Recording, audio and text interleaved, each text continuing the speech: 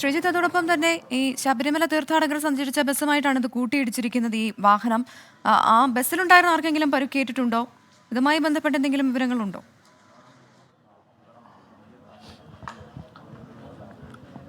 Christina, അതും നമ്മൾ നേരത്തെ പറഞ്ഞിരുന്നതാണ്. അത് കൃത്യമായ രീതിയിൽ ബസ്സിൽ ഒരാൾക്ക് പരിക്കുണ്ട്. അതൊരു ആന്ധ്രാപ്രദേശ് തെലങ്കാന സ്വദേശിയാണ്. ആ തെലങ്കാന സ്വദേശിയുടെ കാലിനാണ് പരിക്ക് പറ്റിയിട്ടുള്ളത്. കാര്യമായ രീതിയിലുള്ള കുഴപ്പം സംഭവിച്ചിട്ടില്ല. ഡ്രൈവർക്കടക്കം ഈ പറയുന്നത് പോലെ ഒരു പരിക്കും ഉണ്ടായിട്ടില്ല. അദ്ദേഹം അവിടെ തന്നെ ഉണ്ടായിരുന്നു. കാര്യമായ ഒരു പരിക്കും തന്നെ ആ ഡ്രൈവർക്ക് ഉണ്ടായിട്ടില്ല എന്ന് മനസ്സിലാക്കുന്നു. സ്വാഭാവികമായി ആ ഡ്രൈവർ അടക്കമുള്ള ആളുകൾ ഈ പറയുന്നത് പോലെ വളരെ സുരക്ഷിതമായി അവിടെ നിൽക്കുന്ന കാഴ്ച നമ്മൾ കണ്ടാണ്. പക്ഷേ അവർ ഓൺ ക്യാമറയ്ക്ക് മുൻപിൽ വരാൻ അവർ തയ്യാറായില്ല. അവരും ഒരു ഞെട്ടലിൽ തന്നെയാണ് ദർശനം കഴിഞ്ഞ് സുഖമായ ശബരിമല ദർശനമൊക്കെ കഴിഞ്ഞ് തിരികെ മടങ്ങി വരുന്ന വഴിയിലാണ് ഇത്തരത്തിലൊരു അപകടം നടക്കുന്നത്.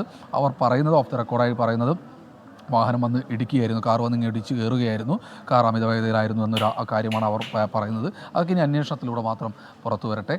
എന്തായാലും ഏറ്റവും രാവിലെ ഒരു വേദനാജനകമായ വാർത്ത.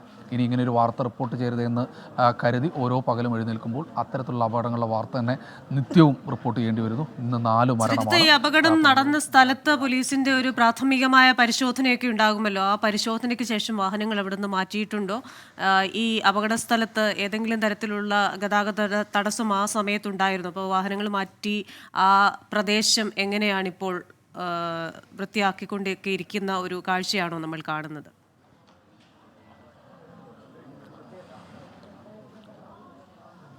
പ്രദേശത്ത് ഏതാണ്ട് 4:15 അപകടം നടക്കുന്നു. നമ്മളവിടെ 4:45 4:30 നമ്മളവിടെ എത്തുന്നു. ആ പ്രദേശത്ത് ആ സമയത്ത് തന്നെ വാഹനങ്ങളൊക്കെ മാറ്റാൻ വേണ്ടിയുള്ള നടപടിക്രമങ്ങളെല്ലാം തന്നെ പോലീസും ഫയർഫോഴ്സും സ്വീകരിച്ചിട്ടുണ്ടായിരുന്നു. ആ പ്രദേശത്ത് ആ വാഹനങ്ങൾ മാറ്റി ഉടൻ തന്നെ ആദ്യം ആ കാറ് തൊട്ടപ്പുറത്തെ മേഖലയിലേക്ക് ക്രെയിൻ ഉപയോഗിച്ച് മാറ്റി. അതിനുശേഷം ബസ്സിന് മുൻവശം എന്തായാലും പൂർണ്ണമായി പൊളിഞ്ഞൊരവസ്ഥയിലായിരുന്നു ഉണ്ടായിരുന്നത്. ആ ബസ് ബ്രേക്ക് ജാമായി കിടക്കുകയായിരുന്നു. പക്ഷേ അതെല്ലാം തന്നെ നിമിഷങ്ങൾക്കകം തന്നെ ശരിയാക്കി ബസ്സും ആ മേഖലയിൽ നിന്ന് മാറ്റിയിട്ടുണ്ട്. റോഡൊക്കെ വെള്ളമൊഴിച്ച് വൃത്തിയാക്കിയിട്ടുണ്ട്. അതിലൊക്കെ പോലീസും ഫയർഫോഴ്സും വളരെ കൃത്യമായ രീതിയിലുള്ള ഇടപെടൽ തന്നെ നടത്തി. പിന്നെ ക്രിസ്റ്റീന സൂചിപ്പിച്ച പോലെ രാവിലെയാണ്, പുലർച്ചെയാണ്. അതുകൊണ്ട് കാര്യമായ വാഹനങ്ങളില്ല, അങ്ങനെ വാഹന ഗതാഗത തടസ്സം വരേണ്ട ഒരു സാഹചര്യമില്ല. അതൊന്നും തന്നെ ഇല്ലാതെ തന്നെ പെട്ടെന്ന് തന്നെ ആ വാഹനങ്ങൾ അവിടെ നിന്ന് മാറ്റി. ഇനിയിപ്പോൾ മറ്റു പ്രശ്നങ്ങൾ, റോഡിൽ ഗതാഗത തടസ്സമോ അങ്ങനെ മറ്റു പ്രശ്നങ്ങളോ ഒന്നും തന്നെ ഇല്ല. പക്ഷേ വരുന്ന വാഹനയാത്രികരോട് നമുക്ക് പറയാനുള്ളത് സൂക്ഷിച്ചു പോകണം. പുനലൂർ മൂവാറ്റുപുഴ സംസ്ഥാന പാതയാണ്. ഒരു ദിവസം ചെറിയൊരു അപകടം എങ്കിലും റിപ്പോർട്ട് ചെയ്യാത്ത ദിവസമില്ല. മരണക്കെണിയൊരുക്കിയാണ് ഈ പാത കാത്തിരിക്കുന്നത്. അമിത വേഗത ഒഴിവാക്കണം, പരമാവധി സൂക്ഷിച്ചു പോകണമെന്ന് മാത്രമാണ്. ഏറ്റവും ഒടുവിൽ 4 മരണമാണ് സംഭവിച്ചിരിക്കുന്നത്. കോന്നി സ്വദേശികളാണ് മരിച്ചിരിക്കുന്നത്, മല്ലശ്ശേരി സ്വദേശികളാണ് മരിച്ചിരിക്കുന്നത്. മൃതദേഹങ്ങൾ അല്പസമയത്തിനകം തന്നെ പത്തനംതിട്ട ജനറൽ ആശുപത്രിയിലേക്ക് പോസ്റ്റ്മോർട്ടത്തിനായി കൊണ്ടുപോകും. സംസ്കാരം പിന്നീട് നടക്കും. ക്രിസ്റ്റീന. ശ്രീജിത്ത്, അനുവും നിഖിലും ഒരേ ഇടവകക്കാരാണെന്നാണ് നാട്ടുകാരിൽ ഒരാൾ പറഞ്ഞത്. ഇവർ ഇരുവരും നാട്ടിൽ തന്നെ ജോലി ചെയ്യുകയായിരുന്നോ? എന്താണ് ഇവരെക്കുറിച്ചുള്ള മറ്റു വിവരങ്ങൾ നമുക്ക് ഇപ്പോൾ ലഭിക്കുന്നത്?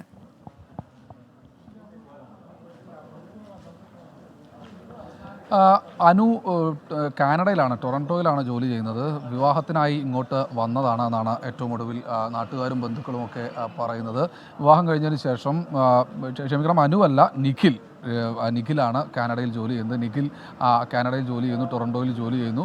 അവിടെ നിന്ന് ഇങ്ങോട്ട് വന്നതാണെന്നാണ് മനസ്സിലാക്കുന്നത് വിവാഹത്തിന് വേണ്ടി. അതിനുശേഷം ഒരാഴ്ച മലേഷ്യയിലേക്ക് ഈ പറയുന്ന പോലെ മധുവിധുവിനൊക്കെ ആയി പോയതായിരിക്കാം. 30-ാം തീയതിയല്ലേ വിവാഹം കഴിഞ്ഞിട്ടുള്ളൂ. കുറച്ച് ദിവസങ്ങൾക്ക് മുൻപാണ് മലേഷ്യയിലേക്ക് പോയത്. മലേഷ്യയിൽ നിന്ന് മടങ്ങി വരികയാണ്. മലേഷ്യയിൽ നിന്ന് മടങ്ങി വരുന്ന വഴിയിലാണ് ഈ ഒരു സംഭവം, അപകടം സംഭവിച്ചിരിക്കുന്നത്. തിരിച്ച് എയർപോർട്ടിൽ ഇറങ്ങി കാറിൽ വരുന്ന സമയത്താണ് അപകടം സംഭവിച്ചിരിക്കുന്നത്.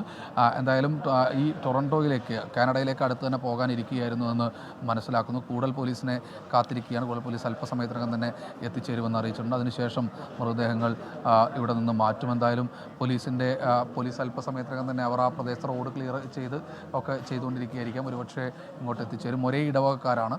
വിവാഹം 30-നാണ് നടന്നത്. സ്വാഭാവികമായി ആ 30-ാം തീയതി നടന്ന വിവാഹത്തിൽ ആ നാടൊന്നാകെ പങ്കെടുത്താണ്. നേരത്തെ KU ജനീഷ് കുമാർ MLA പറഞ്ഞതുപോലെ തന്നെ നാടൊന്നാകെ ആ വിവാഹത്തിൽ പങ്കെടുത്തതാണ്. വളരെ സന്തോഷത്തോടു കൂടി കഴിയുന്ന ഒരു കുടുംബമാണ്.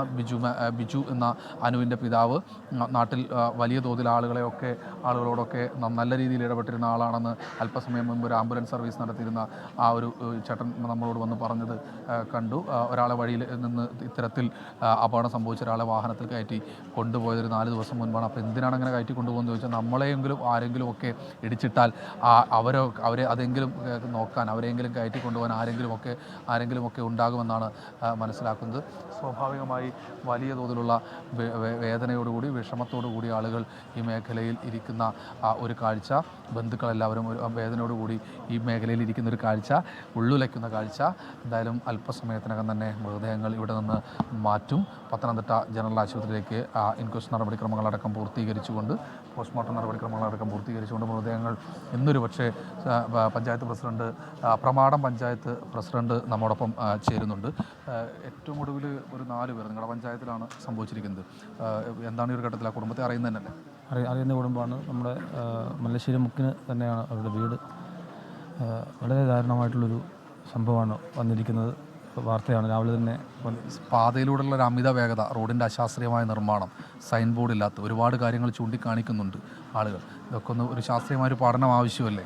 കൃത്യമായിട്ട് എന്താണ് ഇതിൻ്റെ അപകട കാരണമെന്നുള്ള കാര്യം ഇതുവരെ മനസ്സിലാക്കാൻ എനിക്ക് സാധിച്ചിട്ടില്ല. എന്താണെന്നുള്ളത് ഇത് സംസാരിക്കാം.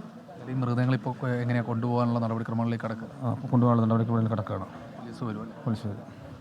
പഞ്ചായത്ത് പ്രസിഡന്റാണ്, അവിടുത്തെ പ്രമാടം പഞ്ചായത്ത് പ്രസിഡന്റാണ് നമ്മോട് സംസാരിച്ചത്. അവരടക്കം മുഴുവൻ ആളുകളും ഈ മേഖലയിൽ എത്തിച്ചേർന്നിട്ടുണ്ട്. അങ്ങനെ ജനപ്രതിനിധികളൊക്കെ എല്ലാവരും ഈ മേഖലയിൽ എത്തിച്ചേർന്നിട്ടുണ്ട്.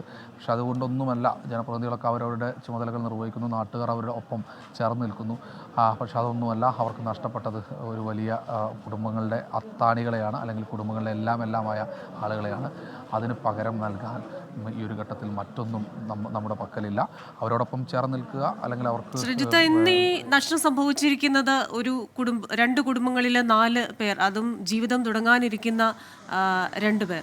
അവരുടെ നഷ്ടം വലുതാണ്. ഒപ്പം തന്നെ ഈ കോന്നി മേഖലയിൽ വാഹനാപകടം കൂടുന്നു എന്ന വാർത്ത നമ്മളൊന്ന് വാർത്തകളിൽ തിരഞ്ഞാൽ തന്നെ കോന്നി മേഖലയിൽ ഉണ്ടാകുന്ന വാഹനാപകടങ്ങളുടെ എണ്ണം, അതിൽ പൊലിയുന്ന ജീവനുകളുടെ എണ്ണം, ഈ ശബരിമല തീർത്ഥാടകർ ഈ ഒരു സീസണിൽ പലപ്പോഴും അപകടത്തിൽപ്പെടുന്ന ഒരു സ്ഥലം. അപ്പോൾ ഇവിടെ ഏറ്റവും വലിയൊരു പ്രശ്നം അമിത വേഗം എന്നാണ് നമ്മൾ പലപ്പോഴും ഇതിനകത്തു നിന്നൊക്കെ മനസ്സിലാക്കുന്നത്. പലയിടത്തും ഇതേപോലെ വാഹനങ്ങൾ അപകടത്തിൽപ്പെടുന്നു. കൂടല്, മുറിഞ്ഞകല്ല്, ചിറ്റൂർമുക്ക്, ഈട്ടിമൂട്ടിൽപ്പടി, മൈലപ്ര മേഖലയിലാണ് ഈ വാഹനാപകടങ്ങൾ കൂടുതലുള്ളത്. പക്ഷേ ഇവിടെയൊക്കെ ഇത്തരത്തിൽ വാഹനാപകടങ്ങൾ കൂടുന്നെങ്കിലും അമിത വേഗമാണ് ഈ വാഹനാപകടങ്ങൾക്ക് കാരണം എന്ന് പറയുമ്പോഴും, ഇത്രയധികം വാർത്തകൾ ഓരോ ദിവസവും വരുമ്പോഴും എന്തുകൊണ്ട് അവിടെ അത്തരത്തിലൊരു ജാഗ്രതാ നിർദ്ദേശമോ മറ്റോ കൊടുക്കുന്നില്ല എന്നൊരു ചോദ്യം കൂടിയില്ലേ?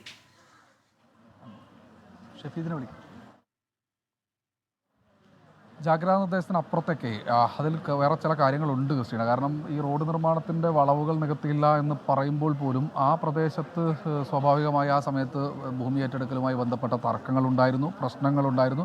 പക്ഷേ അതെല്ലാം പരിഹരിച്ചുകൊണ്ട് ഒരു അത്യാധുനിക സൗകര്യമുള്ള റോഡാണ് നിർമ്മിച്ചു വെച്ചിരിക്കുന്നത്. പക്ഷേ സൈൻ ബോർഡുകളുടെ കാര്യത്തിൽ പ്രശ്നമുണ്ട്, മറ്റ് വാഹനങ്ങളുടെ ദിശ സംബന്ധിച്ചുള്ള കാര്യങ്ങളിൽ വിഷയമുണ്ട്. റോഡിൽ അമിത വലിയ കൊടുംവളവുകൾ. ഇതാ ഇപ്പോൾ കൂടൽ പോലീസ് ഇവിടെ എത്തിച്ചേർന്നിട്ടുണ്ട്. കൂടൽ പോലീസ് ഇൻക്വസ്റ്റ് നടപടിക്രമങ്ങൾ കൂടൽ പോലീസ് എത്തിച്ചേരുന്ന കാഴ്ച. ഇദ്ദേഹം ഈ SI ഒക്കെ ആയിരുന്നു. രാവിലെ പുലർച്ചയോടുകൂടി അവിടെ ആ പ്രദേശത്ത് പൂർണ്ണമായി മറ്റ് നടപടിക്രമങ്ങൾ, ആ റോഡ് ക്ലിയർ ചെയ്യാനും വാഹനങ്ങളിൽ നിന്നുള്ള രക്ഷാപ്രവർത്തനത്തിനും ഒക്കെ ഉണ്ടായിരുന്നത് ആ പോലീസുകാരൊക്കെ ആയിരുന്നു ഉണ്ടായിരുന്നത്. എന്തായാലും അവർ തന്നെയാണ് ഇൻക്വസ്റ്റ് നടപടിക്രമങ്ങൾക്ക് വന്നിരിക്കുന്നത്. ഇനി എന്തായാലും കാലതാമസം എടുക്കില്ല. അല്പസമയത്തിനകം തന്നെ മൃതദേഹങ്ങൾ മാറ്റും ഈ പ്രദേശത്ത് നിന്ന്. അതിനുശേഷം പത്തനംതിട്ട ജനറൽ ആശുപത്രിയിലേക്കായിരിക്കും കൊണ്ടുപോവുക. അവിടെ പോസ്റ്റ്മോർട്ടം നടക്കും. അതിനുശേഷം മൃതദേഹങ്ങൾ ബന്ധുക്കൾക്ക് വിട്ടു നൽകും. സംസ്കാരം പിന്നീടായിരിക്കും നടക്കുക.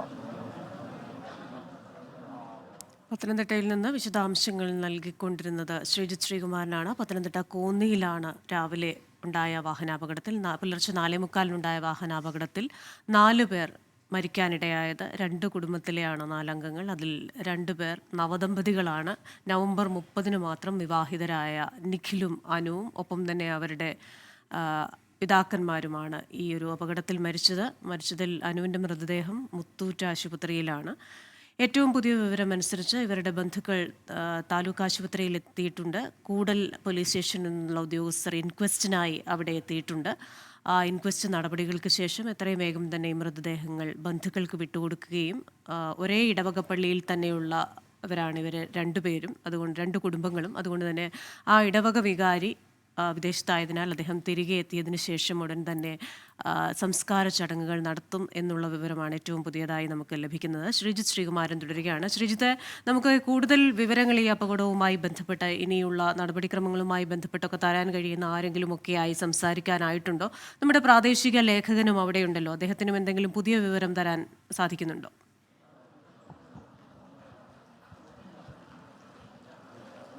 മറ്റു നടപടിക്രമങ്ങളെല്ലാം തന്നെ പൂർത്തീകരിച്ചുകൊണ്ട് മൃതദേഹങ്ങൾ അല്പസമയത്തിനകം തന്നെ കോന്നിയിൽ നിന്ന് മാറ്റും. കോന്നി താലൂക്ക് ആശുപത്രിയിലാണ് ഒരു മൃതദേഹമുള്ളത്. ഒരു മൃതദേഹം, അനുവിൻ്റെ മൃതദേഹമുള്ളത് പത്തനംതിട്ട മുത്തൂറ്റ് ആശുപത്രിയിലാണ്. നേരത്തെ പറഞ്ഞതുപോലെ അനുവിന് മാത്രമാണ് ഏതെങ്കിലും തരത്തിൽ ഒരു ജീവൻ ഉണ്ടായിരുന്നത്. ആ അനുവിൻ്റെ മൃതദേഹം എന്തായാലും അല്പസമയത്തിനകം തന്നെ ഇവിടെ നിന്ന് മാറ്റുമെന്ന് ജനറൽ ആശുപത്രിയിൽ നിന്ന് ആശുപത്രിയിലേക്ക് കൊണ്ടുപോകും. ഇവിടെ ഇപ്പോൾ എന്തായാലും കൂടുതൽ പോലീസ് എത്തിച്ചേർന്നിട്ടുണ്ട്. കൂടുതൽ പോലീസ് ഇൻക്വസ്റ്റ് നടപടിക്രമങ്ങൾ ഇവിടെ പൂർത്തീകരിച്ചു മറ്റു കാര്യങ്ങളിലേക്ക് കൂടുതൽ പോലീസും കടക്കുമെന്ന് അറിയിച്ചിട്ടുണ്ട്.